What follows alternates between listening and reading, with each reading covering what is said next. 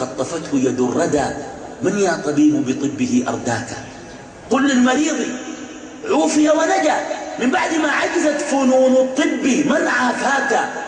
قل للصحيح يموت لا من علة من بالمنايا يا صحيح دهاك. وإذا رأيت ثعبانا ينفث سمه فاسأله من ذا الذي بالسموم حشاك. وكيف تعيش يا ثعبان وتحيا وهذا السم يملأ فاك. بل سائل الأعمى خطأ بين ازدحام بل اصطدام من الذي يقود خطاك.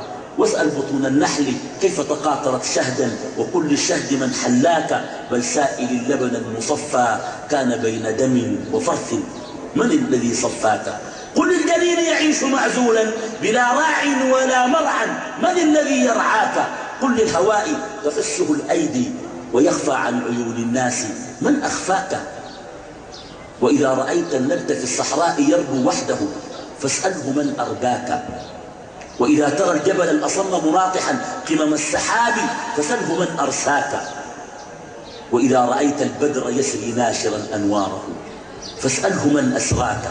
وإذا رأيت النهر بالعذب الزلال جرى فسله من الذي أجراك. وإذا رأيت البحر بالملح الأجاج طغى فسله من الذي أطغاك.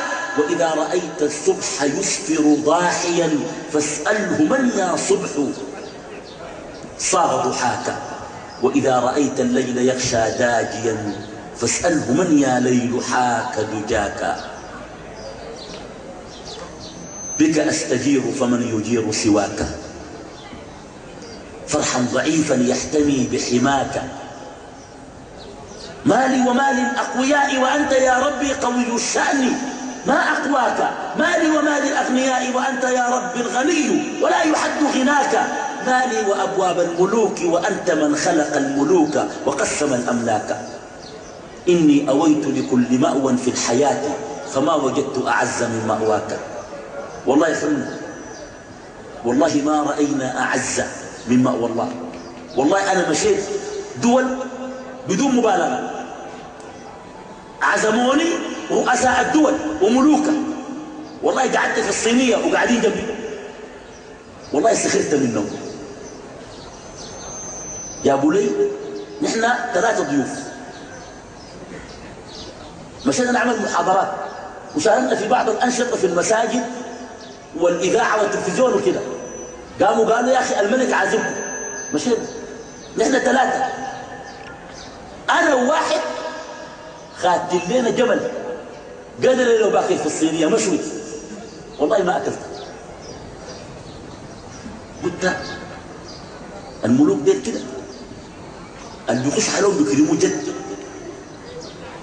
يا أخي إذا ربنا ده عظيم. مالي وأبواب الملوك وأنت من خلق الملوك وقسم الأملاك. يا أخي ده كرم دين رب العالمين كيف. والناس المعي يقول لي ها الليلة العزومة باقي لها يومين العزومة باقي لها 2 ساعة. والله مشيت بجلابي تبعي متني شال ملبس الناس دي كلها لابسين مزينين. يا أخي تزينوا للمخلوقين بالصورة دي.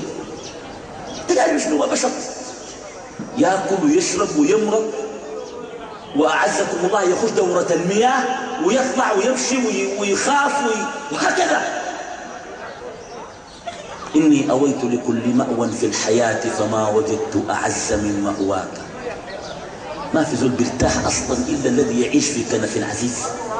والله اقتنعت إنه الذي يعيش في كنف العبيد يذل.